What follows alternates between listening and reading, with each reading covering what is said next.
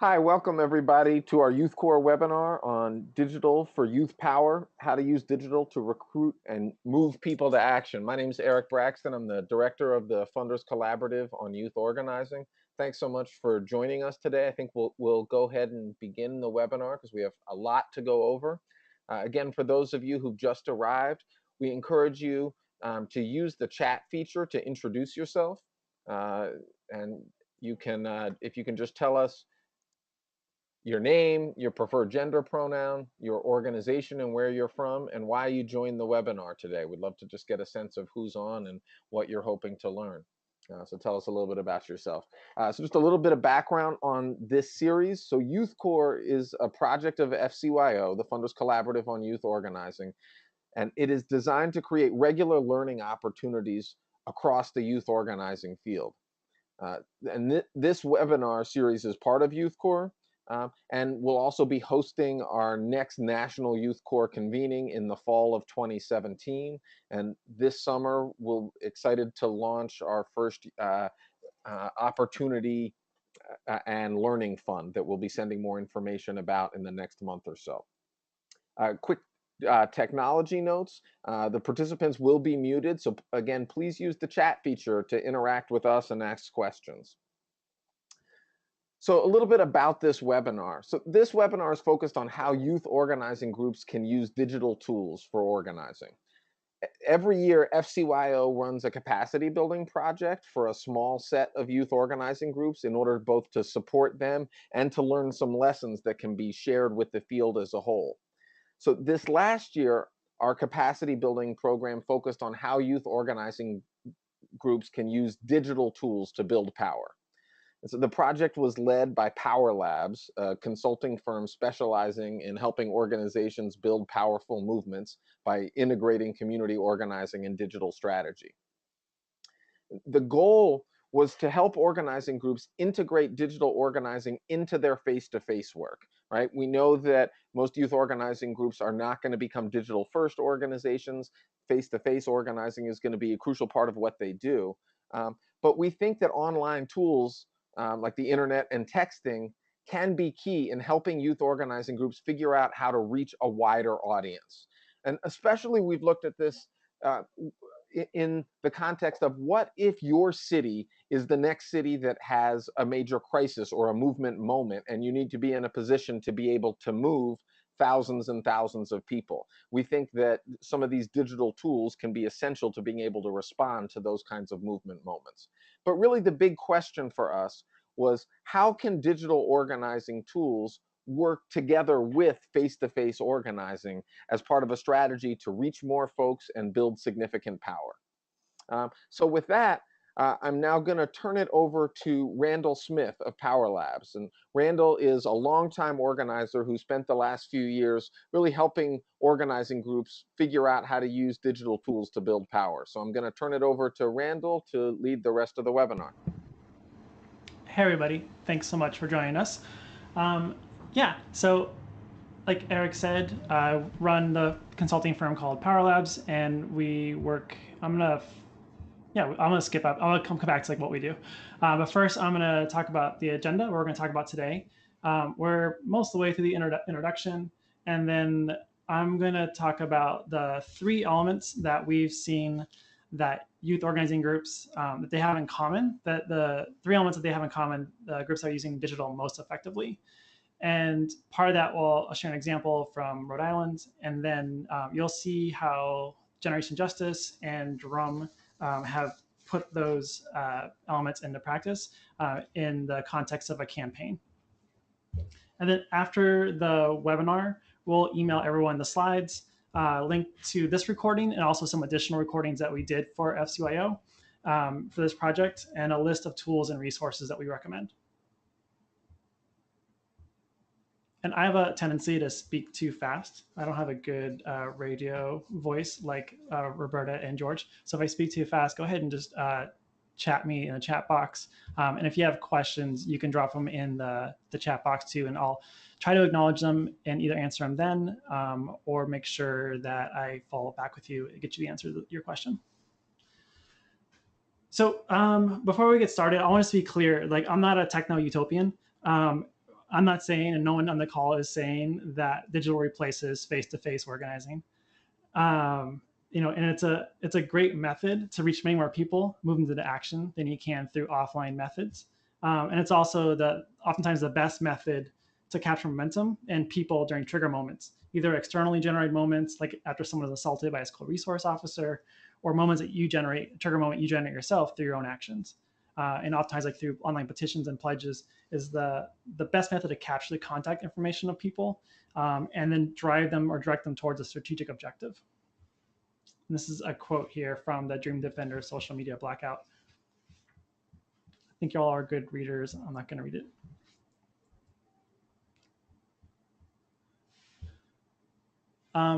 So Power Labs, we are a consulting firm. We mostly do capacity building and trainings with folks. We'd rather not run your digital program for you.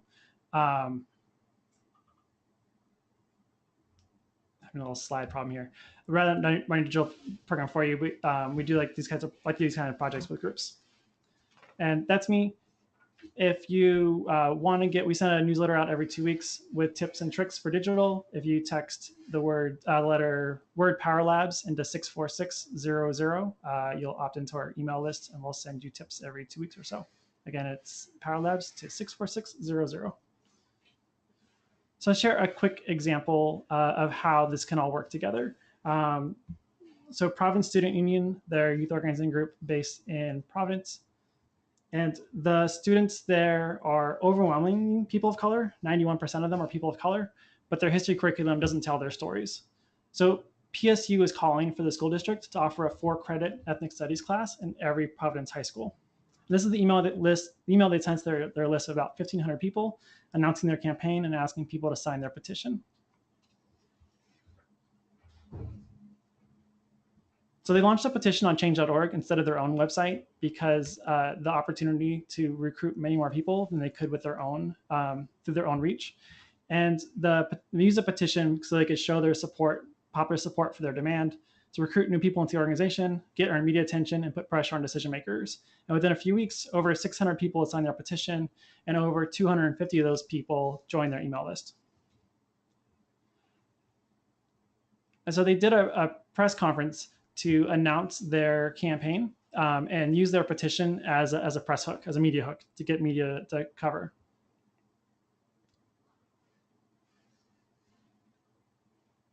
I see a question is, are the slides, focusing the slides is really big. Will, I'll let you work on the slide situation if there's a problem. So they organized this press conference because there is something going on with the slides.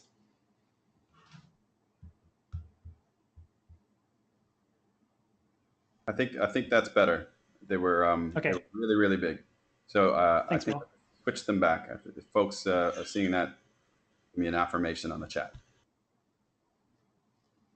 Thanks, Will. So they organized a press conference. They had awesome media show up, got a ton of a bunch of press showed up, and all of it, the press linked to their petition in their coverage. That helped to drive a whole bunch of new signature growth. And normally we would use that signature growth to get another round of media coverage, but it didn't work out that way because the superintendent of schools was at their action and agreed to their campaign. Wasn't quite the plan. They won a little bit too quickly. And so now, as they are continuing to work to make sure the school implements the ethnic studies program, they're working to move those people that joined their campaign deeper into the organization. And right now, focusing on getting people to become a recurring donor to the organization. So this is a quick example of how one small little campaign can work. So I'm talking about 3 of the common elements that we see the groups that are using digital most effectively all have in common. And those are storytelling, doing both broad and deep engagement, and also being super focused on goals.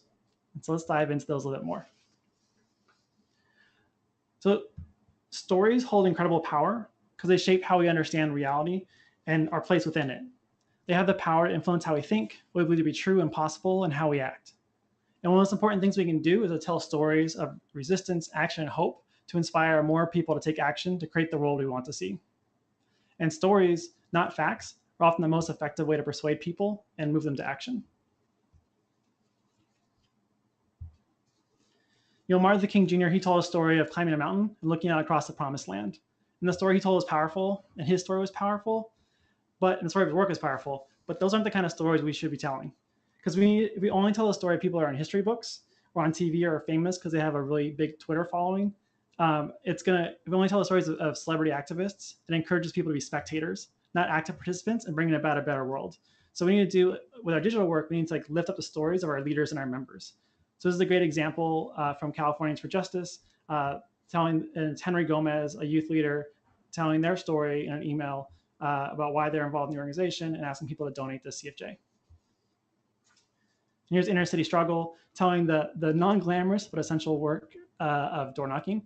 Like, digital is a way to give people like an insight into the organization, and oftentimes it doesn't have to be the most exciting thing, but this actually has pretty good engagement for their Facebook page of their size, like 23 people liking it. And YOI showing a little behind the scenes story of like what behind the scenes of what their work is. Pro tip on this: they tag Tavon and the other people in the photo, so it gets much more reach on Facebook than just posting a photo of somebody.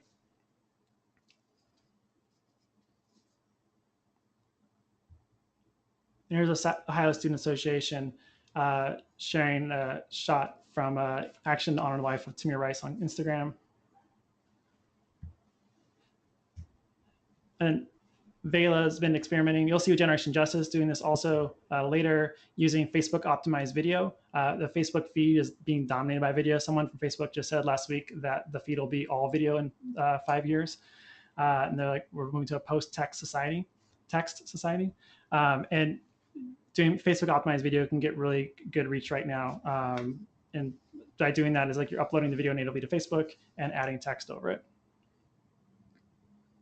And the second piece is doing both broad and deep engagement. So it means like reaching as many people as you can and providing as many on-ramps for new people to get involved with the organization and provide many opportunities for those people to step up into leadership. And so some people call that a ladder of engagement. And so here's an example ladder that's pretty common. Someone sees something on Facebook that a friend of theirs shared, click on it, they sign a petition or a pledge. After they sign it, they're prompted to share it. That recruits more people into taking action. Then they get an email from the organization asking them to call a decision maker. And key tactic here is to use a hotline tool that you control. So the tool we like to use is from Revolution Messaging. There's other options available too, where someone calls that number, they hear a recording that you have made and says, thanks for making the call, prompts the person for what to say, tells them like what the issue is, what the opportunity is, and prompts them what to say. And then they get connected right to the decision maker. And they make their call to their decision maker, and then you, on the back end, you capture their phone numbers, everyone who made their calls, and then have organizers call through those lists and move those people up into higher bar action.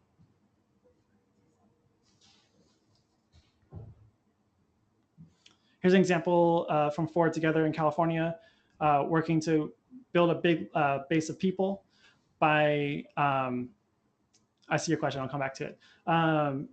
Building a big base of people by having youth do classroom presentations and having people, so the campaign is around winning new sex ed getting new sex ed implemented in Oakland schools, and telling young people, if you want to join the campaign, if you want new sex ed in your school, text in the word sex ed to this phone number to sign a petition. And they're able to quickly grab a whole bunch of phone numbers and email addresses that they can message people, and they use like those texts as like a petition they're able to deliver to a decision maker. So it's like a really easy way for a lot of people to get involved in the campaign. And then online petitions, we'll talk about more a little later. And then the last key element is focus. It's really easy to get I think especially of us that are our job is that communications are digital, to get really excited about a shiny new thing like Yik Yak or Kik or Ello or Vine or Peach.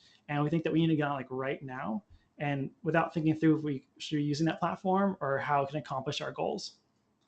And so the best way about going about it, which is maybe is obvious, but is to start with the organizational goals and then figure out the platforms that help you get there. So here's some example ones from Providence Student Union.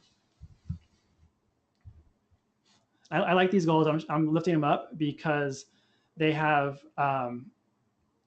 they're focused both on students and adults. There's like two big things there, right? Build student power and then build goodwill.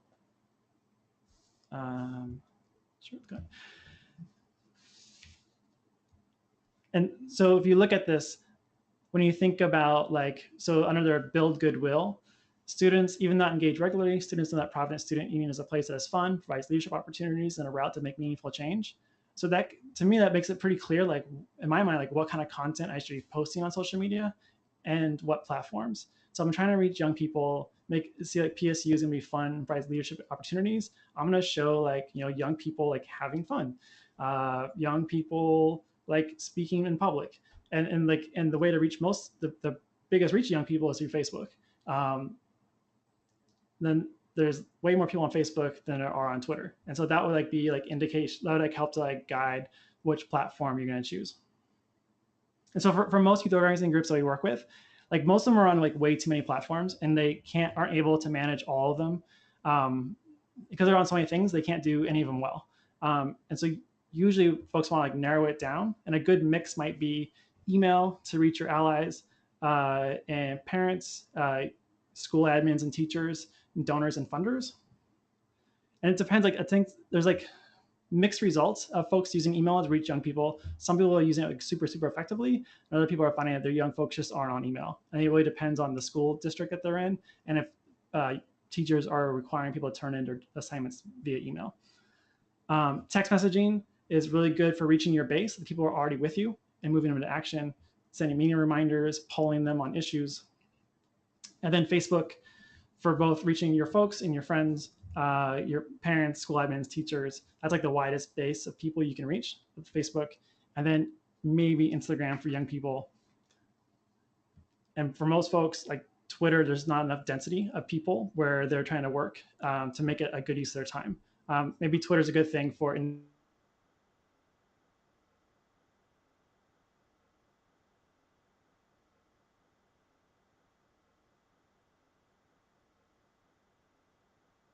Let's pause for a second. Randall, we're having trouble hearing you.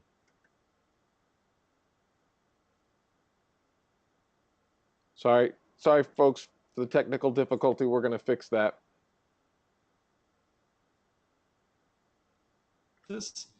And George Randall, Pena. Randall, if we can stop you for a second. We could not hear you for the last 30 seconds. Okay. You went muted for about, so we lost the last 30 seconds of what you said. Great.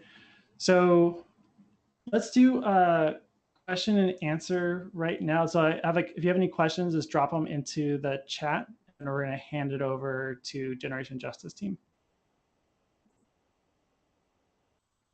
One question I saw that came up was, what tools do you use to measure or track folks through the ladder of engagement?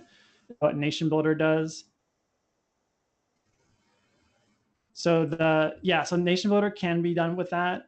There's not the best. There's not like the best tool for that. The best tool may be a spreadsheet or like a giant wall chart, but you can use Nation Builder for that.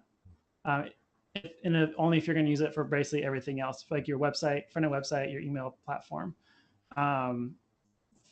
Chantel asks tools for mass texting. So Nation Builder is one of the better options for that. It's really cheap. Celi, cel.ly, is a free tool that can use for texting. It first got really big because it was used by Occupy to reach people to turn out to defend the occupation. And now it's a startup. They've pivoted. Now they focus on the education market, building tools for teachers to text with young people. And so Celi is free. The next tier of tools, so Nation Builder is the next tier, relatively inexpensive. Forward Together, that example, they're using Nation Builder. Using Nation Builder only for texting because it was the best tool for them at the price. And then there's also Mobile Commons, Revolution Messaging, which are thousands of dollars a month. And Nation Builder is like in the tens to hundreds of dollars a month. Other questions?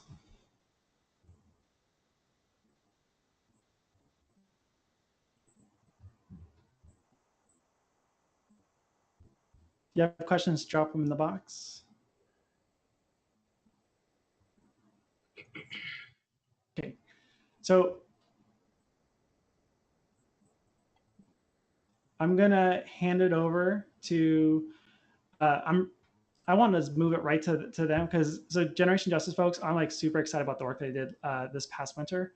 They're going to share it all with you. So it's Roberto Rael is the director and founder of Generation Justice, and George Luna Pena is a special projects coordinator. And I'll let y'all take it from here. Thank you so much, Randall. We really appreciate the opportunity to be on today. And thanks to you and Power Labs for assisting us throughout this entire campaign. And also I want to give a shout out to FCYO, Eric, William, and Monica for believing in us as a project and including us with FCYO's work. Generation Justice is a 10-year-old multimedia project that trains young people and others in our community to harness the power of media. We utilize a positive youth development approach, and we work within the domains of racial equity, civic engagement, media justice, and also career pipelines for young journalists of color. Through the skills that we help young people build, then they themselves speak against the issues of systemic and internalized oppression. And what we are part of is this larger movement to change media and have media really serve our communities instead of damage and hurt our communities. So that's us in the frame that you're looking at right now. Lots of beautiful faces and lots of beautiful souls who are committed to making our world a better place, starting from New Mexico. We, in 2013, had a really wonderful project called When the Mask Comes Off, and we were blessed by having 6 young people who were diagnosed with mental illness share their journey of getting diagnosed in New Mexico with us.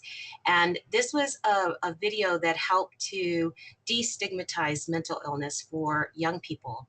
But in the process of being able to do that project, we started hearing more and more stories of young people and parents that could not access behavioral health services in New Mexico. And so just along the lines of the best practices for grassroots organizing, we do what we do best, and that is we listened to the stories of our community. So we asked a lot of questions. We asked people to tell us what was happening in their lives. And as a result of that, we conducted 61 interviews. Many more people wanted to be interviewed. We had to cut it off at some point in time. We produced 24 videos that helped to shape the story of the behavioral health crisis in New Mexico. What we learned from that was in 2013, while we were trying to work on destigmatizing mental illness, the governor of New Mexico hired a company out of Boston who came into New Mexico and audited 15 community-based behavioral health organizations and accused all of them of fraud. And because they were accused of fraud, they were treated like we were doing criminal activity, and therefore the administration, the state administration, prohibited any federal funding to continue to flow to these 15 organizations. Without the federal funding of Medicaid to pay for counseling services, to pay their therapists and their counselors and their psychiatrists and psychologists, they were not able to sustain providing services in New Mexico. And so that was the beginning of this behavioral health crisis. There was some coverage, but very little coverage of it. And there were very few people who were mostly impacted by it who were able to be on the news to tell what was happening. So it was really the narrative of state government saying that there were 15 fraudulent community-based organizations. Those organizations really went out of business. The majority of them who served young brown people in New Mexico went out of business because they could not afford to stay in business. The number next to the quote that you see there, and the quote is from one of those organizations that had to stop providing services. That organization was in northern New Mexico. Any of you know the data of New Mexico, you know that we're one of the highest in poverty in this country. And so there were literally hundreds of people who lost their jobs as a result of this. In northern New Mexico, this one organization had to lay off over 100 people. The number 563 represents the number of years of expertise and the number of years of service that was lost as a result of the 15 organizations being accused.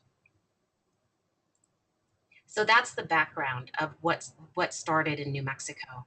As we listened to these stories, we heard several gaps that were very consistent that were raised. And so some of the slides, and again, thanks to the technical assistance we received from FCYO and Power Labs, we were able to put out this information that made it easy for our community to look at and respond to. And so this is one slide and another slide that helps to raise the gaps. There were 6 gaps that we heard continuously. So then we took these gaps, we started collaborating with behavioral health organizations, with lots of grassroots organizers and organizations, and put together both a presentation with one of our videos of a young person, in fact, the young woman in front of you, Violet Martinez, telling her story, but also raising the gaps, and then what would be very affordable fixes that New Mexico could do in the legislative session. And we took that to an interim committee in late in the year. And we had legislators who then said that they wanted to align their work with ours moving forward. Those are the number of collaborators that we're so grateful for. And again, in best practices of grassroots organizing, you never do it alone. The success of this campaign is absolutely due to all of the organizations who committed their expertise to this campaign. Campaign tactics. Sure. So I'm going to talk a little bit about some of the different tactics that we used during the NM Speaks Crisis campaign. Some of the sort of digital tactics that we used. First, we hosted a petition on change.org. It was a free petition service, so we wanted to use change.org for that reason. So we hosted the petition, and the petition language sort of shared the story of what had happened in New Mexico, and it allowed folks to sign and also leave comments about what they had experienced or leave a comment in support of the campaign. So we launched a petition, and that was really helpful for a number of different reasons. It really helped get, it was sort of an avenue or an on-ramp for folks to really get involved in the campaign. A second strategy that we used was we had a dedicated page on our website where folks could come and get some of that background information, listen to some of those stories. We hosted all of the video stories that we did on our website, and folks could come and listen to those stories. There was also links on that webpage to the petition, so folks could sign and get involved in that way. And on our website, we also had a space for folks to write to us and be able to share their stories.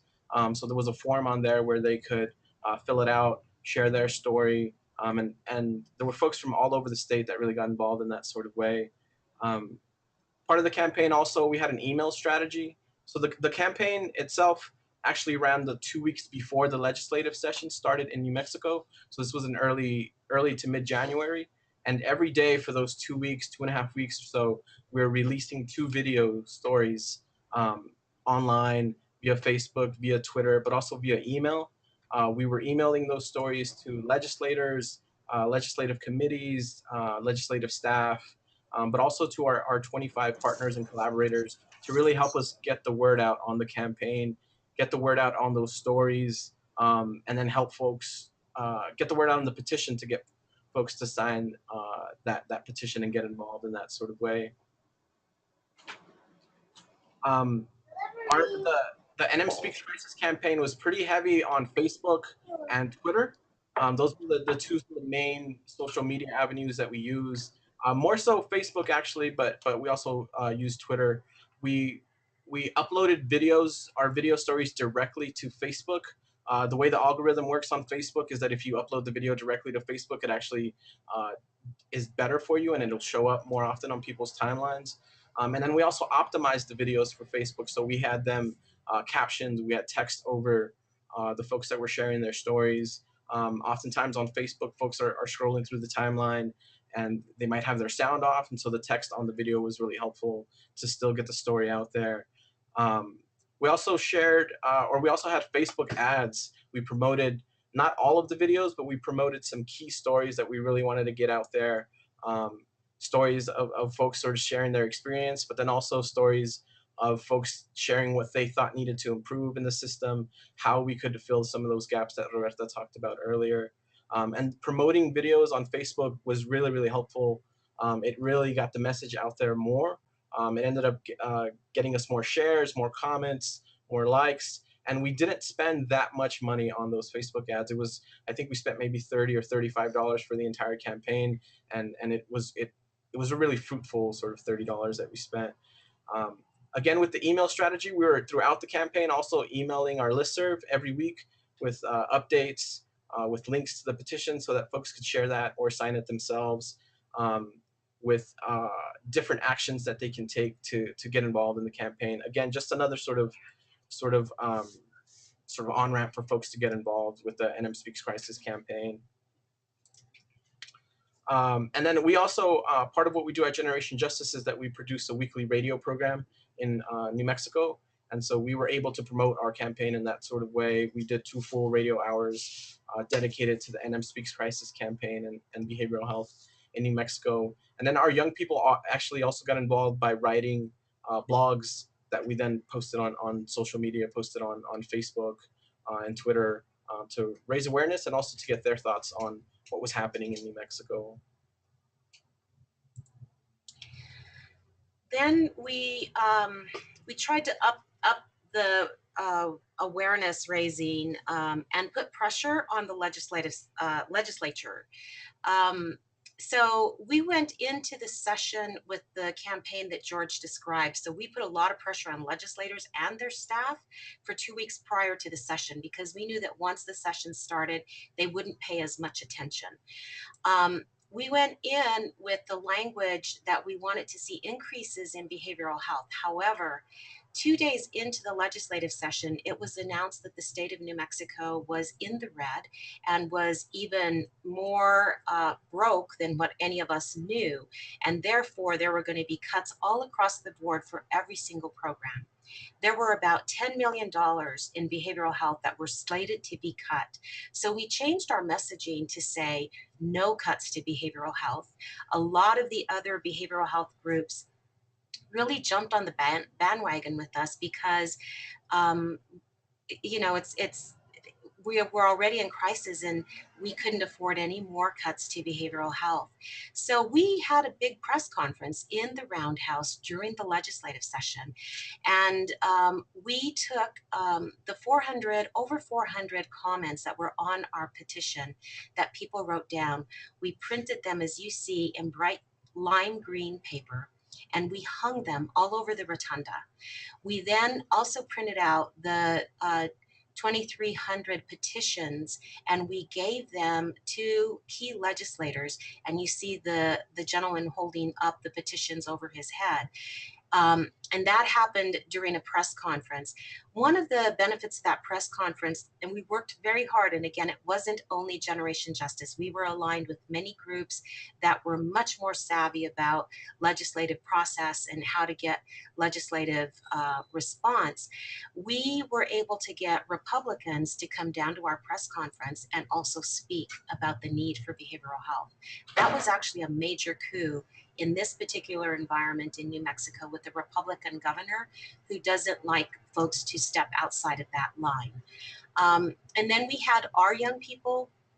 Other groups brought their young people to the Roundhouse that day, and the young people went office to office speaking with various legislators about the need for increases to behavioral health, no cuts to behavioral health, and asked them to make a difference in the crisis that we were facing.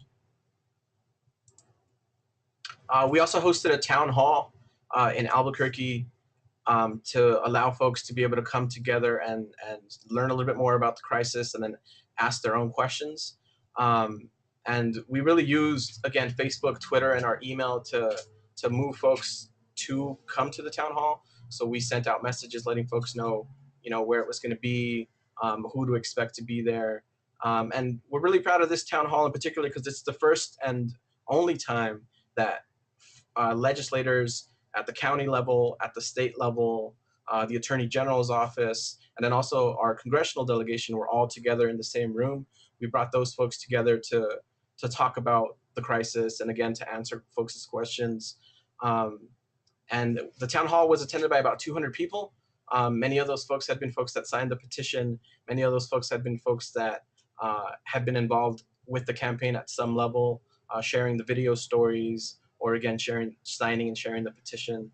So that's sort of how we kind of used the online, the digital, to also have folks come in and have action in person. And then I want to add one more thing before we move to the next slide. Something that we didn't actually control, but I'd like to think that because we had raised the issue of this crisis so high that the timing ended up being perfect, and maybe we helped the Attorney General's office to complete the investigation of the 15 providers that were accused of fraud. So the Attorney General's office completed the investigation, and all 15 of those community-based behavioral health organizations were exonerated right in the middle of our campaign. So that's why it was so significant that we had like the Attorney General's office standing with us at this town hall, because they were then free to speak about the false charges that had been placed upon all of these organizations who had now all closed their doors. So we're going to talk a little bit about some of the sort of outcomes of some of the digital tactics that we used. So combining Facebook and Twitter, we reached just over 1 million people. We had over 1 million impressions on both social media platforms. And again, this was for that 2-week campaign that we ran right before the legislative session in New Mexico. So this is 2 weeks, 2.5 weeks or so. And we got 17,241 video views on both Facebook and Twitter, with the majority of that actually coming on Facebook. There were folks sort of sharing their thoughts, legislators, congressional delegation. You'll see some of those quotes on this slide right here, using the hashtag NMSpeaksCrisis and mentioning Generation Justice as well on social media. So that's some of the outcomes in terms of the social media. And then in terms of the petition, we got about 2,300 signatures on the petition, 431 comments. This is from folks all over the state of New Mexico. And the comments ranged from sort of just general support for the campaign to also personal stories of how they had also been affected by the crisis in the behavioral health system here in New Mexico. And then one great outcome that we also got was of the 2,300 signatures, 924 people, almost 1,000 people opted into our email list. So this was a great strategy also for building our email list. We now had those folks' email address, and we could communicate with them about what was happening during the rest of the campaign and communicate with them about some of the other work that Generation Justice is doing.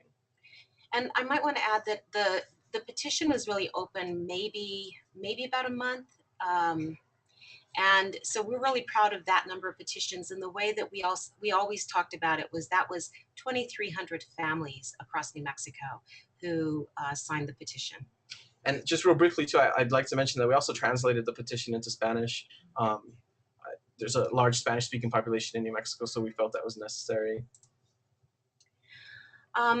So we do produce media. We have our outlet, and somebody asked earlier, was it public media or on our website? We actually did our radio shows both in a public radio station, KUNM, that we broadcast out of, but also on our website.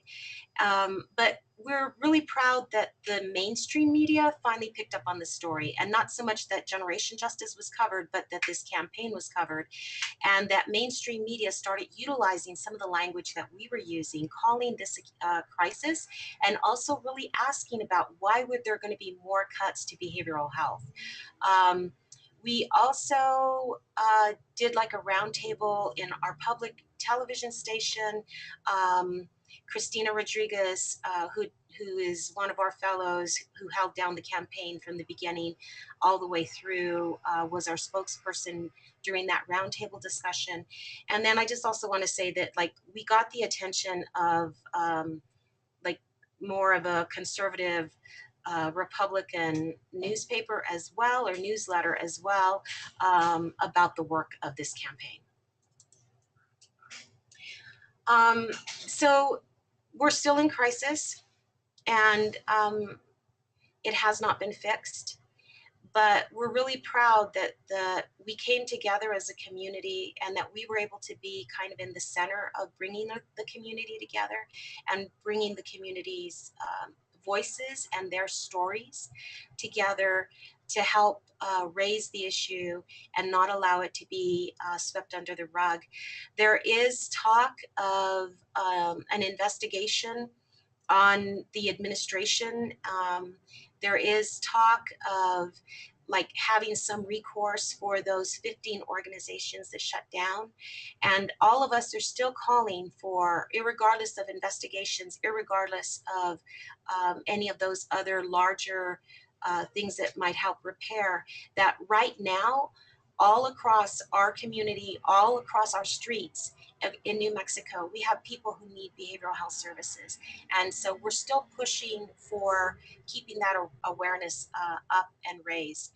And so again, I just want to thank, we had funders who supported this effort, the Conalma Foundation here in New Mexico, which is actually a very small foundation, but they really supported this work, and the Kellogg Foundation, who also supported our work in this effort.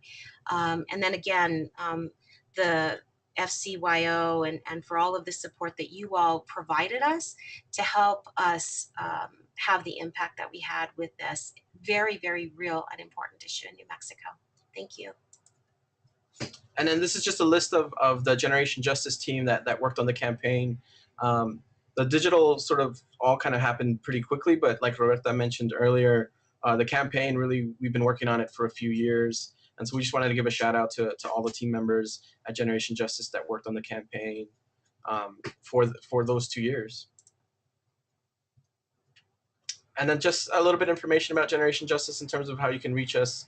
Our website is also generationjustice.org. So feel free to reach out to us at any of those outlets or platforms. Thank you so much. Thanks, y'all. There's a bunch of questions up there. I can read them through, or you could pick them. The first one I see question is it okay to automatically add petition signers to your listserv? Well, the way that the change.org petition works is that the folks that are signing the petition opt in. So there's a place for them to click whether or not they want to be added to your listserv.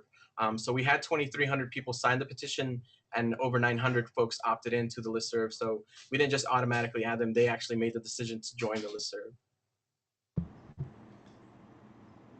I just want to chime on there. That's like a key thing. If you decide to use change.org for a free petition like that, like they did, you want to create it as an organization. And there's like in the petition creation flow, there's a checkbox that says, are you an organization? You check yes, and then that puts a little checkbox on your petition. And so when someone signs it, they can opt into your email list.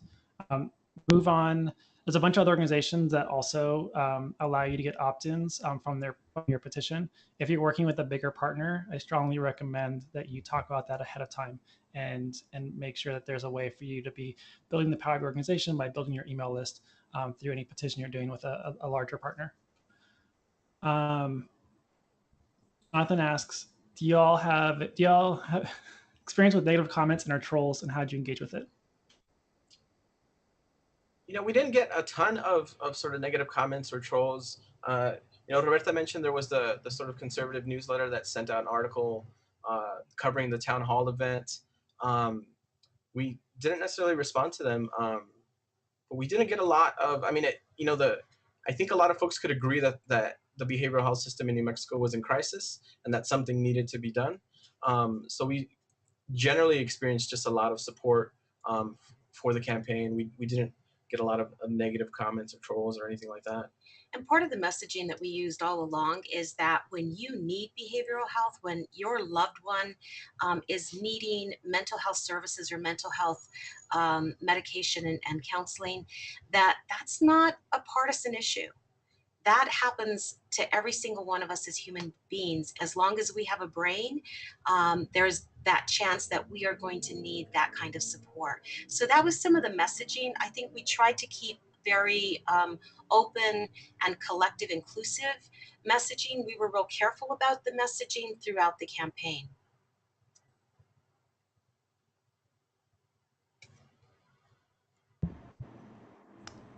Can you talk about you add all these new people to your email list? How have you been asking them to do other things? Like, how did you onboard them, if at all? And how many people are still active? Yeah, we added, like I said, just over 900 people to the email list, and so those folks have continued to receive updates on the work that we're doing. Recently, for example, we produced a video right after Donald Trump visited Albuquerque. Produced a video to sort of uplift the story of one of the organizers that was doing work around the protests there, and so we engaged our email list by sending the video out to them, sharing that story with them, and also ended up receiving some donations as a result. So I think folks have still continued to stay involved and have continued to get updates from us about the work that we're doing. And also some of the groups, some of the folks who like joined the campaign as a result of the campaign have continued to, there's still collaborative efforts going on. Just recently we did a radio show interviewing somebody from Disability Rights New Mexico, and that all happened because of this campaign, because there was no connection that we had with that organization prior, and the effort that they're continuing to push on, like the possibility of another type of legal action against the administration and trying to get the rest of the community to know. We've also been invited to participate more with behavioral health groups, and that is definitely as a result of both the petition and them feeling more connected to Generation Justice and feeling an allegiance to their life work and our work as both multimedia makers and working in digital strategy.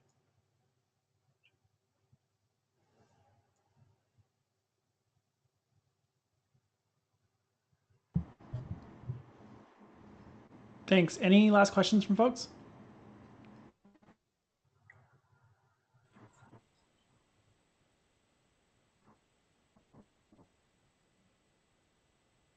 Roberta and George, I'll let you take Jonathan's question there. Or do you want to take that question? Jonathan says, what is the thinking about people who share, retweet, or like? Are they digital activists? And do they get counted in the membership? Question. And then, yeah, go ahead. I guess we don't technically, if somebody retweets or shares or likes, we don't technically consider them part of the Generation Justice membership. You know, we sort of, I guess, consider them somebody who has taken that on-ramp to be involved with our work and somebody who might be a supporter of our work in the future as well. So, yeah, I don't know if anybody else wants to maybe add anything to that, but. And then how large is our staff? We have a very small staff. We're actually pretty humbly funded. There's right now 3 of us that are full-time, and then we have 4 journalism fellows. They're sitting right here. They were definitely involved in this campaign in many, many different levels. And then we have about 25 young people, 13 through 25, that are part of Generation Justice.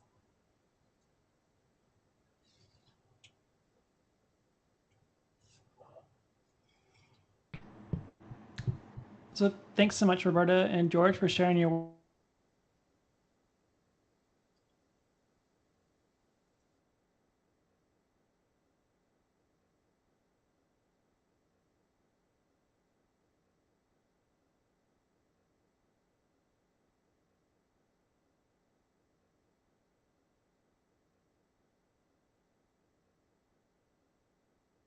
Hi, folks. Sorry, looks like we're having a little technical problem. Hopefully we'll get Randall back in just a second.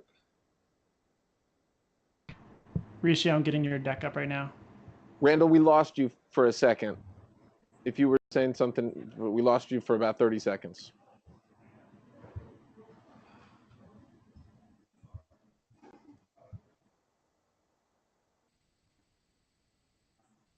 I'd say thanks so much for sharing, Roberta and George, and we're going to hand it over to Rishi. Rishi is the Director of Youth Organizing at Drum.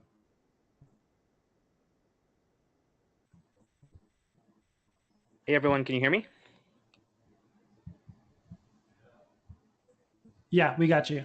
Okay, cool. Hi everyone, my name is Rishi Singh. I'm the Director of Youth Organizing at Drum. Daisy's Rising Up and Moving.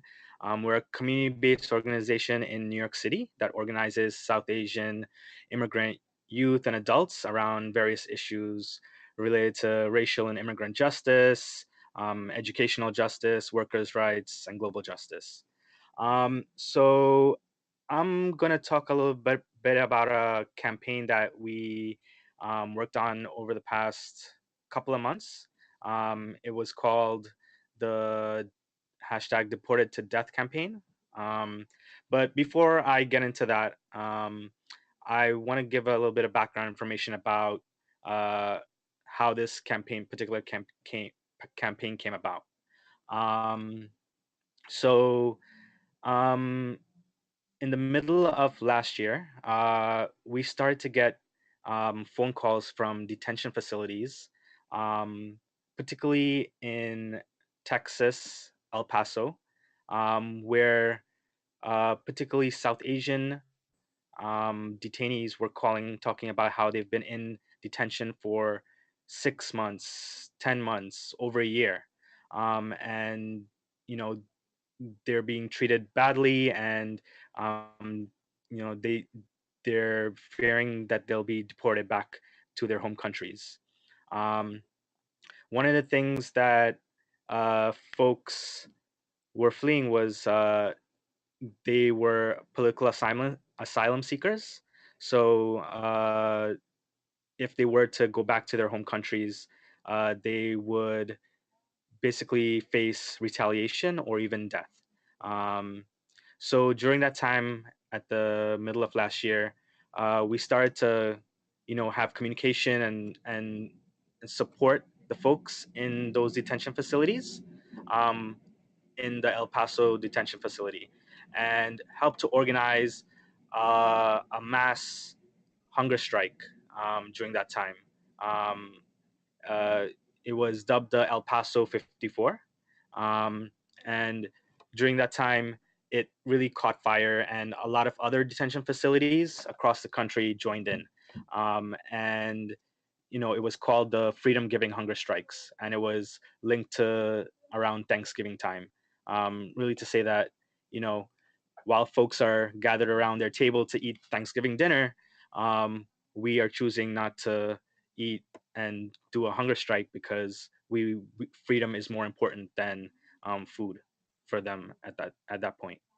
Um, so that freedom giving hunger strikes was very successful. We were able to use a digital media strategy to really gain a lot of momentum and public awareness and pressure. Um, so I would say we did a lot of online petitions at that time, getting thousands of folks to sign on through Not One More campaign. And as a result of the pressure, and also a lot of like media attention. So like we got a lot of articles in Huffington Post, Vice, and local NBC and other places. And we were able to really create a lot of pressure and momentum, so much so to really make the presidential candidates, the Democratic presidential candidates at that time, Clinton, Sanders, and O'Malley, to really come out and talk about the detention system, and particularly some of them talking about the freedom-giving hunger strikes. Um, so, so that was at the end of last year. Um, and because of those hunger strikes, we were able to win the release of, I would say, over 50 of the detainees at that time, many of whom traveled from Texas and made their way to New York City and became part of Drum's membership. So about 40 to 45 of them became Drum members. And one of the things that they also wanted to do was continue to fight to get other people that were still in the detention facilities to be released. Um, and folks continued to put pressure on, you know, public officials, the State Department, and Department of Homeland Security. Um, and during the middle, I think the early part of this year, like February, we got word that there was going to be a massive uh, deportation um, of particularly the Bangladeshi and other South Asian migrants who had fled persecution in their home countries. Some of them that had walked, that had traveled to Latin America and crossed dozens of countries to come to the US to seek asylum. Um, so there was a threat of over 150 folks being deported. Let me see if I could go to the other slide. Yeah. Um, so we partnered with um, Power of Change. It's a Muslim uh, online petition platform. Um, and we basically put out a petition saying that uh, we wanted to stop the deportations from happening, and it was targeted at the Department of Homeland Security, and that's where we started the campaign around, no one should be deported to death. Um, and this particular petition, we were able to get over 15,000 signatures. Um, and it put a lot of pressure, and it stopped the initial deportations of those folks. Um, yeah. So the other thing, after we collected those 150 petitions, we saw that we needed to do more. Um, so we knew that particular congressional officials locally here in New York City, our local representative, Congressman Crowley, uh, who was also one of the leading Democratic congressmen too. Um, we put pressure on him through this Empower of Change email that we sent out, asking folks to basically call into Crowley's office and tell him to tell DHS to stop the deportations. Um, and this was in conjunction with our local organizing grassroots strategy too. So, while this was happening, members and even the detainees that became our members went to Crowley's office, had meetings with the staffers, and really demanded that he do something um, publicly to stop the deportations. As a result of those calls, and as well as our organizing pressure, um, we were able to push Crowley to publicly come out with a statement um, uh, to the DHS to tell them to stop the deportations from happening. So in a way, it was very successful in pushing that one particular congressman to act. Um,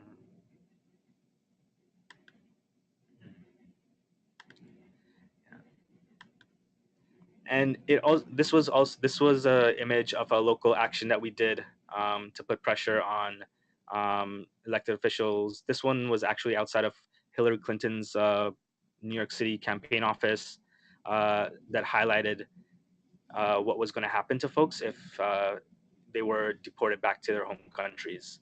Um, you know, uh, we had tombstones with all the names of the folks that were in detentions and were at risk of being deported, some of which were also a part of our membership.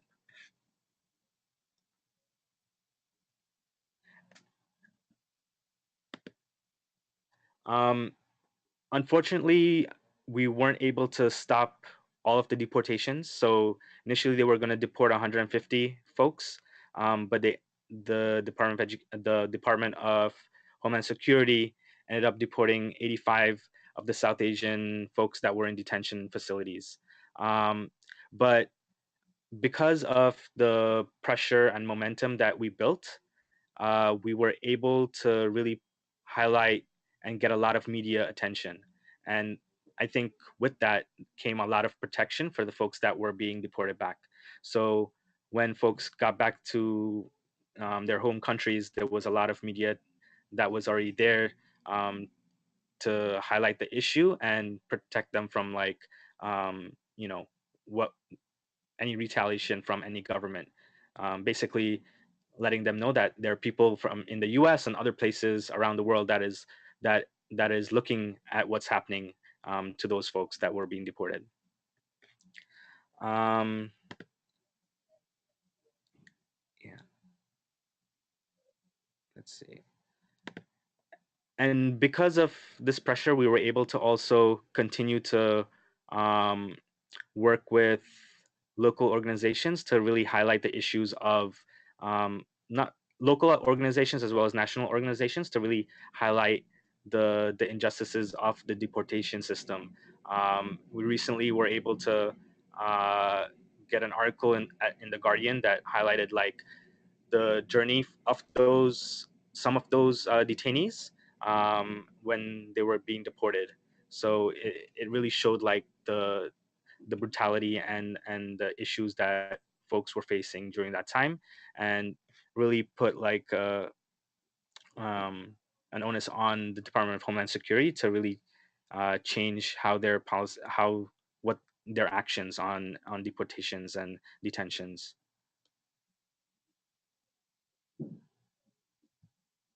Um, I would say so. I think some of the lessons that we learned during this campaign strategy uh, was that a lot of the digital media components that we put out, so like the online petitioning and calling into congressional officials, really amplified the on the ground organizing work that we were doing, um, and and it really built that kind of momentum and pressure that we needed to at least push some folks to really act, particularly the congressional officials, and even last year around the presidential candidates. Um, and throughout the campaign, I think we were also able to like continue from working with the folks that signed on to the initial petition. So keeping them updated about what was happening, and also, uh, you know, having them support not only this campaign but the organization as a whole. And I think one of the main things is like making sure that the folks that do sign on and as part of your building your contact lists and lists would be to basically have a welcoming series for those folks so that they are introduced to the organization as a whole, and you're able to really engage them in other things that you're doing and not just that one particular campaign that you're working on. So I will leave it there for now. I'm not sure if there were any questions that folks had.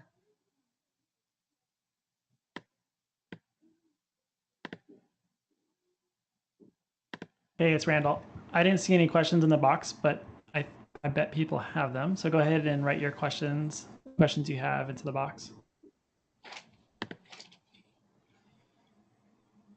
So one question I do have for you is Eric's question about idea about doing a welcome series, and then can you say how many people from was it like 13,000 signers? How many of those people opted into your email list? So there were about, from the initial one, 15,000 people that signed the petition. I think we a little over 2,000 opted in.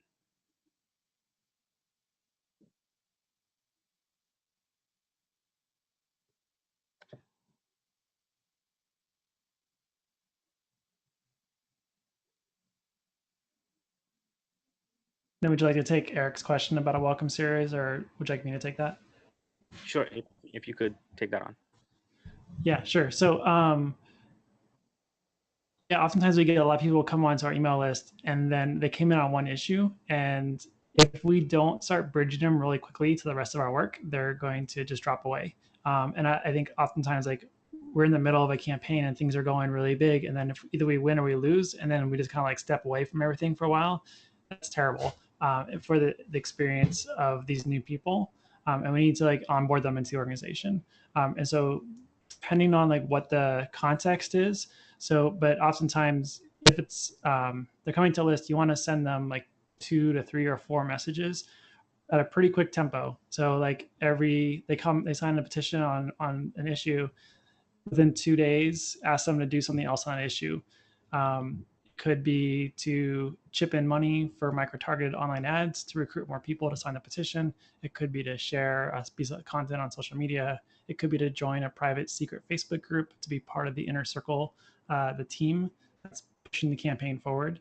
And then like in each of those emails though, you're like dropping in like 2 or 3 sentences more broadly about your organization's work. And so they start to see like how this fits into the rest of your work. And it's okay to like repeat those same 2 or 3 sentences every time. And after the webinar, we're going to send out a bunch of resources, and included in that will be some email templates that you can use for welcome series.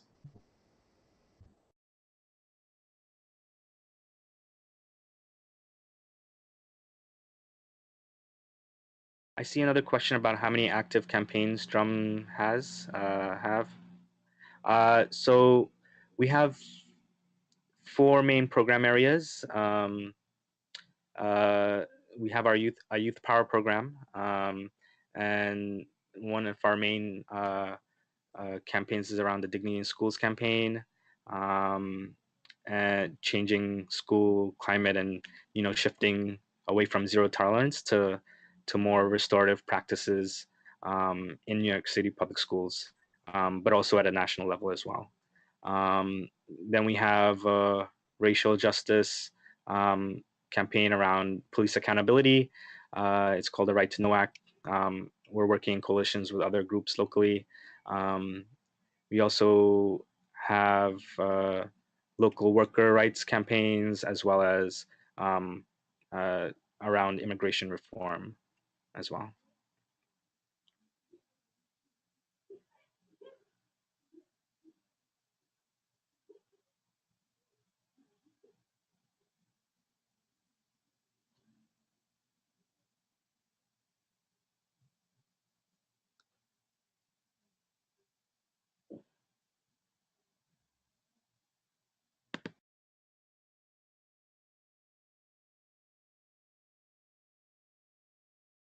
There's no more questions. I'm going to hand the controls back over to Eric at FCIO. Great. All right. Well, great. I want to say thanks so much to Rishi, Drum, and to the folks from Generation Justice, and to Randall for sharing all of this, the work of your campaigns. There's a lot of really inspiring stuff that's happening. I think, from FCYO, this was the first time that we've done a project like this that was, specifically around supporting groups to take on digital organizing. And I think there were a lot of important lessons learned for us, but mostly just that, a lot of times when folks talk about youth organizing, there's this challenge of how do we go deep? How do we do deep leadership development with smaller numbers of folks? And then how do we really reach a mass audience? And for us, I think that the biggest lesson is that these digital tools can be really useful in reaching, a larger audience. We were particularly interested in text messaging, given that so many young people use text messaging, and that a lot of youth organizing groups haven't really fully taken advantage of some of the text messaging services that are out there. So, So it's our sense that there's a lot of power and potential in these tools to become a way that youth organizing groups can really reach a wider audience, and that especially as we have critical moments, whether it's the next Ferguson or Freddie Gray or anything like that, that these tools are really important to be ready to be able to move a lot of folks, and that there's a lot of good tools that are out there. So I know that we're going to share. There's some a toolkit that we've developed with some of the lessons that were learned through this that Randall is developing, and that we will email out to folks. And we look forward to sharing those resources with people. And we know many of you have other great resources that you found, and some have been shared in the chat here. And we hope that folks will continue to contact us and continue to reach out to other folks who can offer this, because we think that these digital tools are really essential to figuring out how do we really build power and reach more folks. Before we'll close out, and I'll ask people to fill out an evaluation before we leave. But before we do that, are there any final general questions that people have for any of our speakers, for Randall, or for anyone else? And any other questions about these digital organizing tools that would help you as you go to move forward before we start to close out? While I'm doing that, feel free if you have other questions to put them in the chat. I'm going to put a link to an evaluation survey in the chat. And if you would just it's a very short survey. And so if you would just click the link, it'll take you to a Google form. So before you leave, if you would just click that and tell us about this webinar, what was useful, what could be better, what other topics would you like to see for webinars in the future? This is going to be our final webinar for the spring. We'll take a break on the webinars over the summer, and then in the fall we'll get started doing regular webinars again. But we'd love to get your feedback on both on this webinar and on the topics that you would like to see in the future. Before we close out, are there any other final questions that people have around digital organizing for any of our speakers today?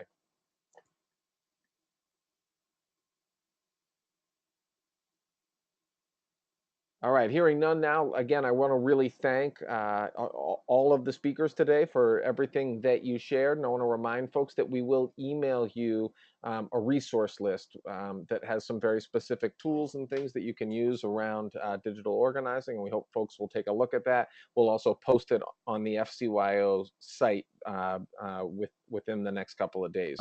So Eric, keep a lookout for that. Eric, before we wrap up, there actually were a couple of questions in there. One was from Kia Vega about how to distribute work among youth, and another one was how to keep young people who are balancing kind of school workloads involved in organizing and the work of the organizations. Thank you, Will. I was looking at the wrong part of the chat, and I pasted the eval survey in the wrong part too. So the eval survey link is now in the right part of the chat. Randall, do you want to address any of these questions?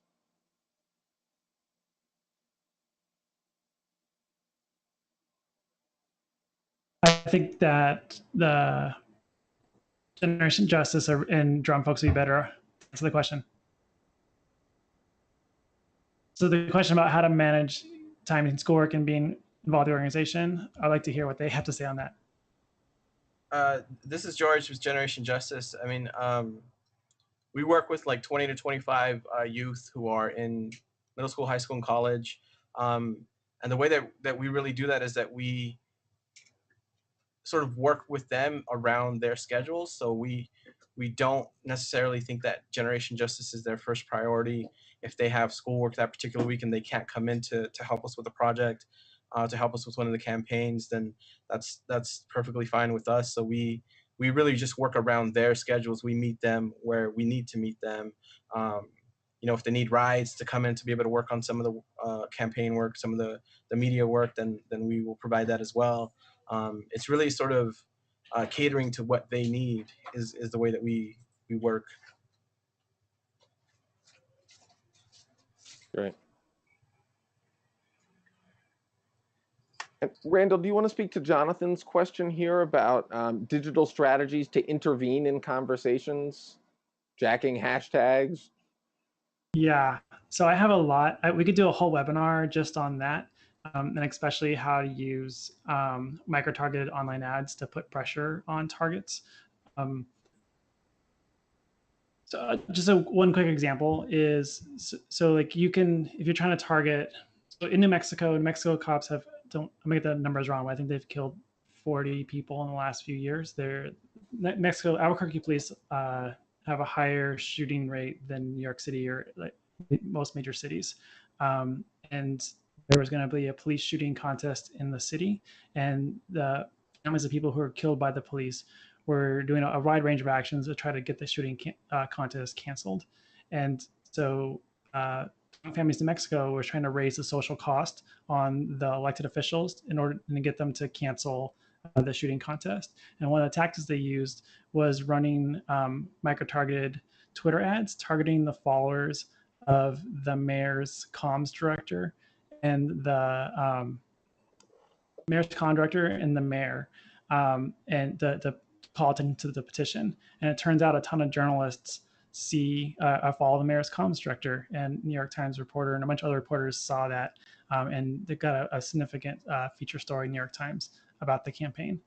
And there's a lot of things that you can do to kind of surround your target with messages to help to ramp up the social cost on a target. We can, if you email me, randall@powerlabs.io, we can talk about it. It's randall@powerlabs.io.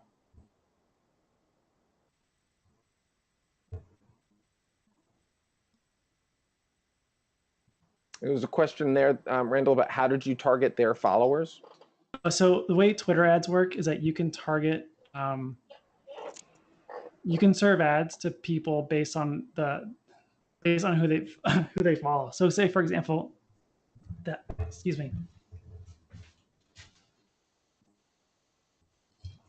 For example, we wanted to serve ads to Eric, people who follow Eric. And so we just put Eric's Twitter handle into Twitter ads, into the Twitter ad tool, and say we want to serve ads to people who follow him. It's really easy. If you go to like ads.twitter.com, it's is like where you set up the ads, and it's you can just drop in the handles of people you want to be serving ads to. Right, and you can use that as well to target, the followers of a particular legislator or something like that as well too, right? Or exactly, yeah. Or reporters. Exactly, yeah. And we've had like the most success with it targeting journalists, and so rather than targeting like the followers of Color Lines, you target the person who is like an editor at Color Lines who doesn't have a big public following, and so somebody who controls the money for other journalists. And so if you target their followers with these ads, it's a way to you can reach journalists if you have content that journalists are going to be interested in. And so for one example, there was a reproductive justice media guide, a guide for journalists how to cover the anniversary of Roe versus Wade. And so we were able to reach a whole bunch of them really inexpensively by finding the people who our audience followed in common. Great. So Randall, before we close out, I just wanted to see if there were any final lessons that you wanted to, having worked with this set of youth organizing groups over the last 7 or 8 months, are there any final lessons that you wanted to share with folks of what you think is most important for youth organizing groups to keep in mind as they try to take on digital organizing? That is not going to work the first time, oftentimes. But I think the best thing to do is to run as many trainings and workshops as you can with as many people as you can in your organization to get a sense of what the potential use digital is, right? And so so people can recognize when there's a moment that would be a good petition moment. And so if it's just all that knowledge is held up with one person in the organization, you're going to miss a lot of opportunities. But a lot of people in your organization know hey, that's a moment that could be a petition that could bring in a ton of more supporters into organization, and have a sense of what a good cycle is. So it's petition, doing some kind of press event and using the petition as a press hook. So that way your petition ends up in the news, and then that drives even more signatures, creates more pressure on your target, and the growing petition can create another round of media coverage. And then you can do a delivery, and that gets a whole other round of press coverage. And so kind of having a set cycle and having a lot of people understand how that cycle works. And so you can, when those moments come, you can run really quickly. Right. And then this last question is, so the petitions, you can do like from an organizational voice petition, right? Or you can have a youth leader being the voice of that petition and have it be like their campaign. It's a tactic a lot of groups use. And also a lot of groups will have their emails will be written in the voice of or by a young person that's saying like, this is a campaign I'm supporting, and saying that's their email list. So that they're having, so it's like their reason why this campaign is important to them. And I think Generation Justice did that very well. They had a lot of, their videos with people telling their own story. Great. All right. Well, again, I want to thank all of the speakers today. Randall from Power Labs, Rishi from Drum, and the folks from Generation Justice. Thank you so much for the work that you've been doing, and thanks to everybody that joined here. Keep an eye out for the resource list that we'll be emailing out and posting on our website very soon. Again, in the chat is a link to the evaluation. If you wouldn't mind just taking, it really will only take you about a minute to just give us some quick feedback on this webinar and on any topics that you would like to see for webinars in the future. Thanks you so much for joining. Thanks for all of the work that you all are doing every day, for everything that you do to fight for and support the leadership of young people. And we look forward to continuing to work with you and to being in touch soon.